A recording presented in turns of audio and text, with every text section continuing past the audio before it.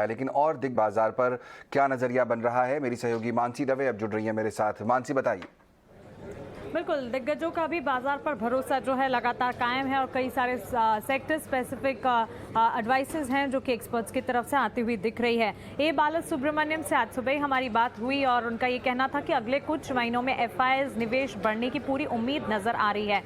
FIIs की selling intensity लगातार हमने देखी है, लेकिन अब यहाँ से एक टर्न अराउंड आता हुआ दिखेगा और घरेलू संस्थागत निवेशकों के साथ विदेशी संस्थागत निवेशक भी भारतीय बाजार का रुख जरूर करेंगे, ये मिस्टर सुब्रमण्यम का कहना था। इसके अलावा संदीप टंडन से जब हमने बात की, सेक्टर स्पेसिफिक उन्होंने अपना नजरिया बाजार पर बताया। उनका ये कहना था कि आईटी, फार्मा, पीएसयू, बैंक और एनर्जी, साथ ही एफएमसीजी स्पेसेस है जहां पर वो बुलिश हैं, यहां पर लंबी अवधि के लिए निवेश का नजरिया बनाकर आप चल सकते हैं। नीलेश शाह जो कि मार्केट वेटरन है, उनसे बात की तब आईटी, टॉप प्राइवेट बैंक और साथ ही कैपिटल गुड स्पेस पर उन्होंने अपना पॉजिटिव नजरिया बनाया और साथ ही ये भी कहा कि लंबी अवधि के लिए भारतीय बाजार में कई सारी अपॉर्चुनिटीज बिल्टअप होते हुए दिखेगी।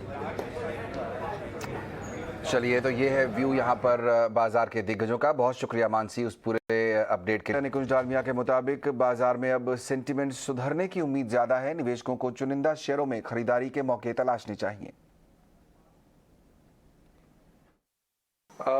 मुझे लगता है कि सिलेक्टिवली अब लेने का समय आ गया है। सिलेक्टिवली मैं मार्केट का ट्रेंड में हम लोग काफ़ी 1.5 महीने से काफ़ी हम बेरिश से रहे हैं। हमने एक प्रकार की एक कंसर्न्स को फ्लैग ऑफ करा है और हमने बताया था कि इस मार्केट में अगर अब लॉन्ग जा रहे हैं तो रिस्क रिवॉर्ड रेशियो फेवरेबल नहीं था।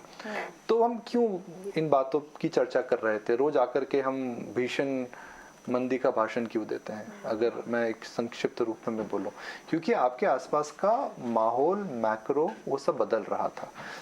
अब जो खराब है, क्या और खराब हो सकता है?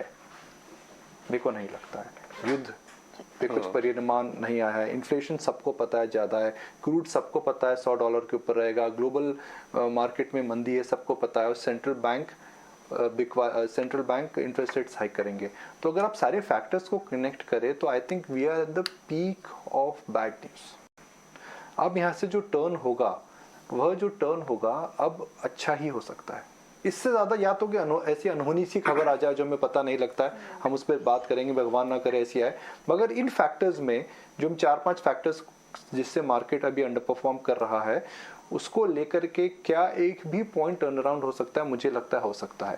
तो अब मुझे लगता है कि हम उस फेज ऑफ मार्केट में जा रहे हैं जहां पर आपको वैल्यू दिखने लगेगी, आपको हिम्मत करके अब लेना पड़ेगा।